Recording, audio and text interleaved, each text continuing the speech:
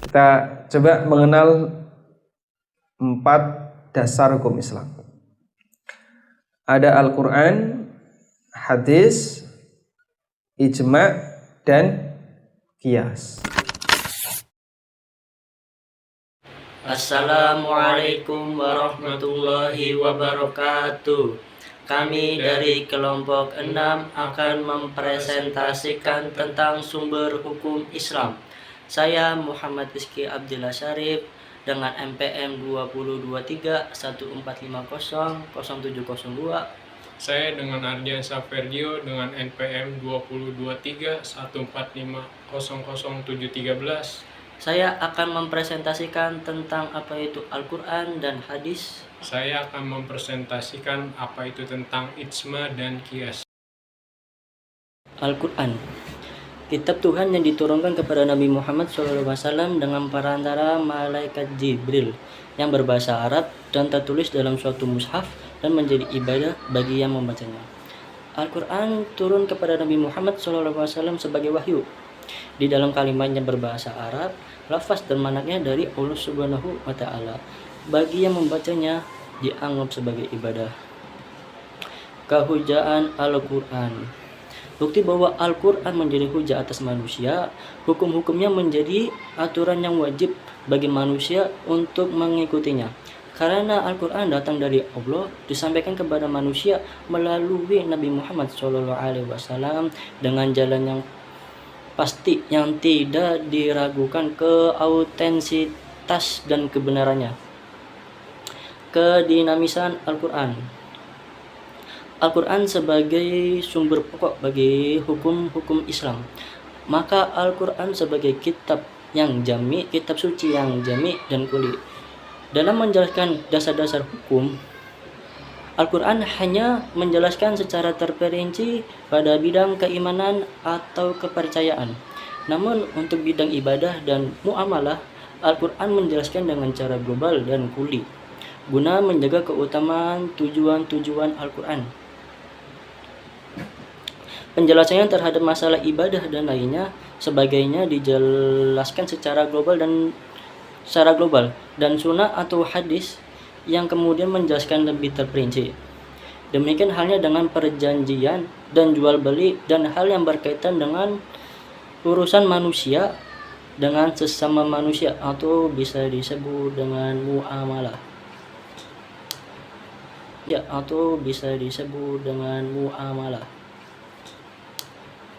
Manfaat Al-Quran diturunkan secara angsur-angsur. Yang pertama, memberi motivasi terhadap Nabi Muhammad SAW dan menguatkan jiwa dalam menerima wahyu tersebut dan dalam menghadapi refleksi dari sikap dan tindakan orang kafir Quraisy di sekitarnya. Yang kedua, memudahkan kepada para umat Islam atau sahabat dalam menghafal dan mendokumentasikan, khususnya mereka umumnya dikenal sebagai buta huruf atau yang tidak tahu tulis dan membaca. Yang ketiga, menjaga adanya keberlangsungan dalam menentukan hukum, khususnya berkaitan dengan persoalan halal dan haram. Yang keempat, menjadi saran untuk proses perubahan seruan Al-Quran dari ajakan keimanan menjadi ketentuan hukum yang mengatur masalah kehidupan perorangan dalam bermasyarakat. 5 pokok aspek hukum yang terkandung dalam Al-Quran. Hukum Al-Quran yang berhubungan dengan masalah akidah atau keimanan bisa disebut ahkamus syariah i'tiqadiyah. Hukum-hukum Al-Quran yang berhubungan dengan masalah akhlak, etika atau moral bisa disebut ahkamus syariah khuluqiyah. Hukum-hukum Al-Quran yang berhubungan dengan masalah tingkah laku dan perbuatan manusia dewasa atau disebut mukallaf disebut ahkamus syariah amaliyah. Hukum-hukum Al-Quran yang berhubungan dengan semua ciptaan Allah atau alam semesta disebut ahkamu tabi'iyah atau kuniyah. Hukum-hukum Al-Quran yang berhubungan dengan sejarah atau hal-hal kemasyarakatan bisa disebut ahkamu tarikhiyah. Hadis itu ucapan, perbuatan, arahan, atau ketetapan.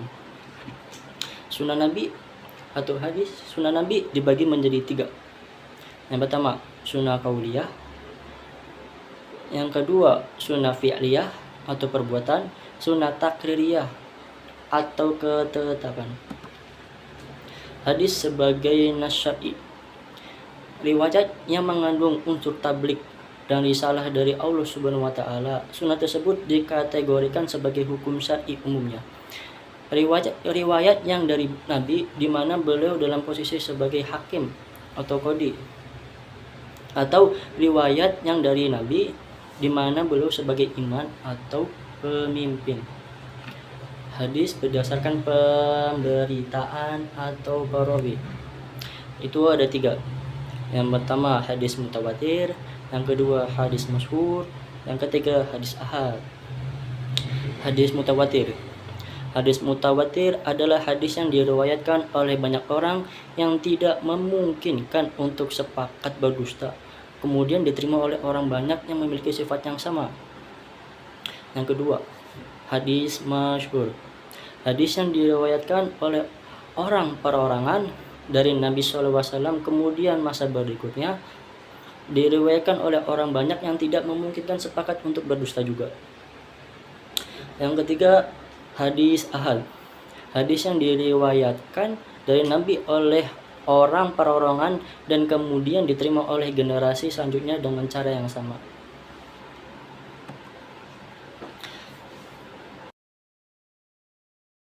Ijma adalah kesepakatan. Iya. Hukum-hukum Al-Quran yang berhubungan dengan sejarah atau hal-hal kemasyarakatan bisa disebut ahkamu tarikhiyah. Hadis itu ucapan, perbuatan, arahan atau ketetapan. Sunnah Nabi atau hadis. Sunnah Nabi dibagi menjadi 3. Yang pertama, sunnah qauliyah. Yang kedua, sunnah fi'liyah atau perbuatan. Sunnah takririyah atau ketetapan. Hadis sebagai nas syar'i, riwayat yang mengandung unsur tablik dan risalah dari Allah Subhanahu wa taala. Sunnah tersebut dikategorikan sebagai hukum syar'i umumnya. Riwayat yang dari Nabi di mana beliau dalam posisi sebagai hakim atau qadhi, atau riwayat yang dari Nabi di mana beliau sebagai imam atau pemimpin. Hadis berdasarkan pemberitaan atau perawi. Itu ada 3. Yang pertama hadis mutawatir, yang kedua hadis masyhur, yang ketiga hadis ahad. Hadis mutawatir. Hadis mutawatir adalah hadis yang diriwayatkan oleh banyak orang yang tidak memungkinkan untuk sepakat berdusta, kemudian diterima oleh orang banyak yang memiliki sifat yang sama. Yang kedua, hadis masyhur. Hadis yang diriwayatkan oleh orang perorangan dari Nabi SAW, kemudian masa berikutnya diriwayatkan oleh orang banyak yang tidak memungkinkan sepakat untuk berdusta juga. Yang ketiga, hadis ahad. Hadis yang diriwayatkan dari Nabi oleh orang perorangan dan kemudian diterima oleh generasi selanjutnya dengan cara yang sama.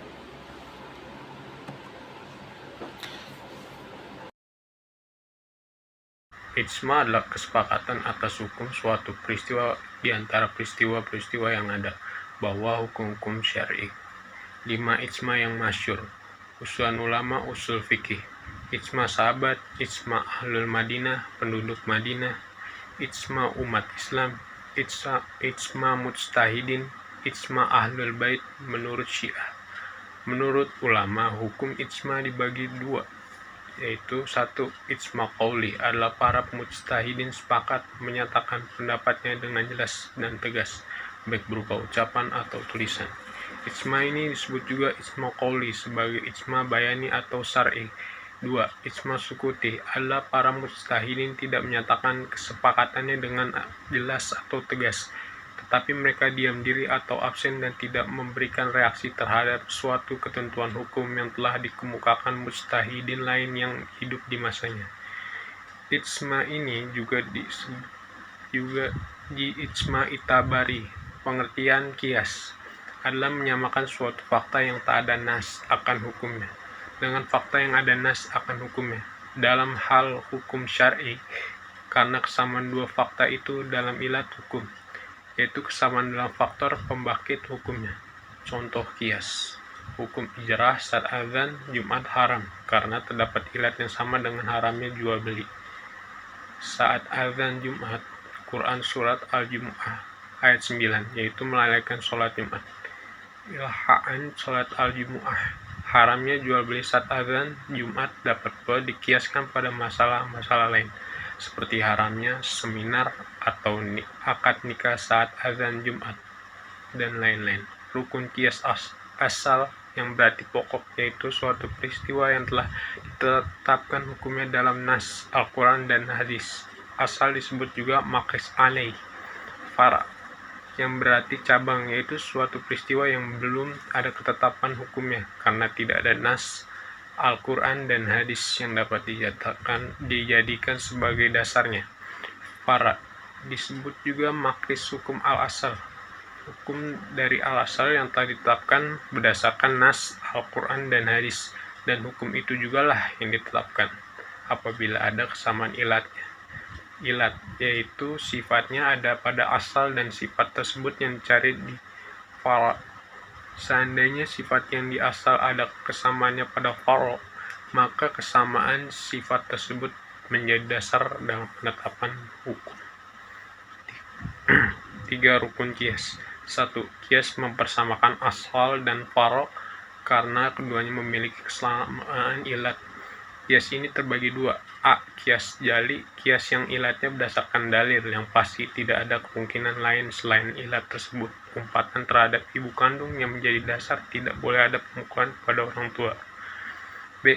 Kias kaufi, kias yang ilatnya dapat dijadikan sebagai ilat dan mungkin pula untuk tidak dijadikan ilat. Contoh: sisa minuman burung buas dikiaskan atau dianalogikan pada sisa minuman binatang buas.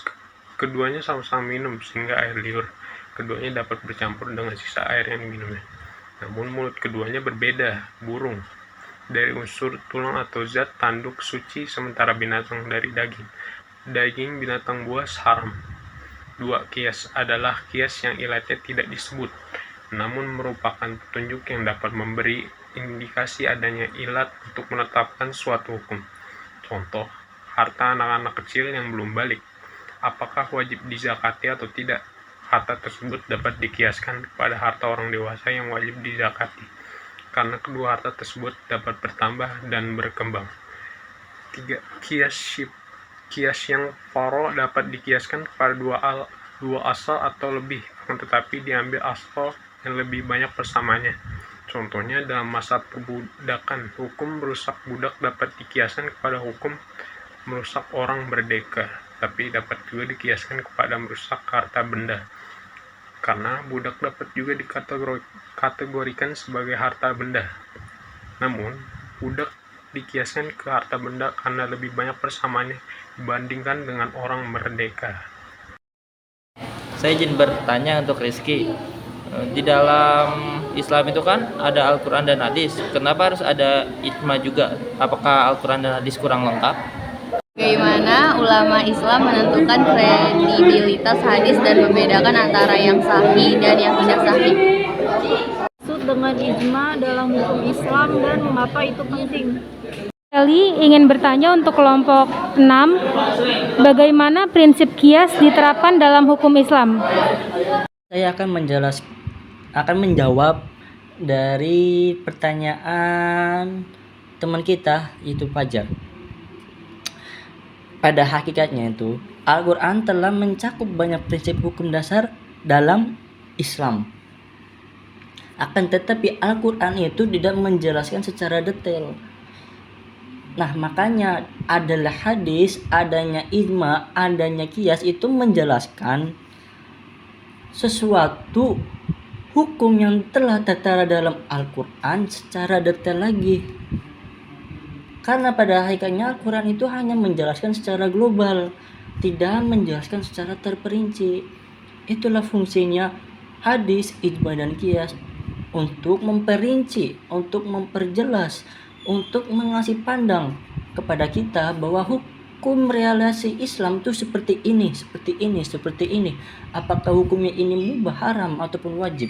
Seperti itu fungsinya hadis, ijma, dan qiyas. Bukan Al-Quran tidak lengkap. Al-Quran itu sudah lengkap, tetapi secara konteksnya itu belum secara jelas, belum terperinci, masih global. Oke, dan saya akan menjawab juga pertanyaan dari Lisa. Dalam agama Islam, dulu ada seorang mujtahid yang meneliti ataupun yang memeriksa bagaimana jalannya hadis itu sampai ke kita. Mulai dari perawinya diteliti, hadisnya diteliti, sanadnya diteliti, jadilah fan ilmu, yaitu apa sih namanya, ilmu hadis yang namanya itu, ilmu hadis. Ada hadis dan ilmu hadis. Hadis itu yang menjelaskannya, hadis itu berarti bagaimana pencarahan hadis tersebut. Kalau ilmu hadis berarti bagaimana perawi tersebut, bagaimana sanad tersebut, bagaimana hadis tersebut gitu. Apakah perawi tersebut pernah berbuat baik ataupun tersangka berbohong ataupun sering berbohong. Itu akan mendasari mendasari bagaimana hukum tersebut ternilai gitu. Jadi bagaimana hadis itu ternilai ataupun bisa dikatakan sahih atau tidak sahih, itu banyak kriteria. Mulai dari perawinya itu harus bagaimana, diteliti lagi.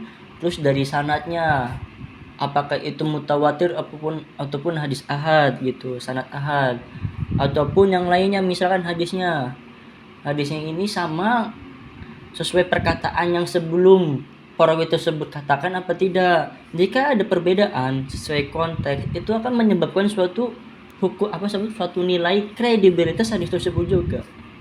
Jadi banyak untuk mengukur ataupun menentukan kredibilitas hadis, banyak pertimbangan dan banyak perhitungan. Nah, seperti saya tadi bilang, dari perawinya, dari sanadnya, dari hadisnya itu, dari sejarah perawinya itu harus kita ketahui yang secara dalam. Nggak boleh kita tuh nggak hanya objektif pada satu permasalahan. Tidak boleh misalkan ke perawinya doang, itu nggak boleh. Jadi harus semua unsur tersebut terpenuhi. Baik, saya akan menjawab pertanyaan apa yang dimaksud dengan ijma dalam hukum Islam dan mengapa itu penting. Ijma adalah kesepakatan umat Islam atau mayoritas ulama tentang suatu masalah hukum. Ini penting karena mencerminkan pandangan bersama komunitas Islam dalam penentuan hukum. Terima kasih. Baik, saya akan menjawab pertanyaan kedua, yaitu bagaimana prinsip qiyas analogi diterapkan dalam hukum Islam. Jawaban, qiyas melibatkan perbandingan antara situasi yang diberikan dengan yang telah dijelaskan dalam Al-Quran dan hadis untuk mengaplikasikan prinsip-prinsip hukum Islam ke situasi yang baru.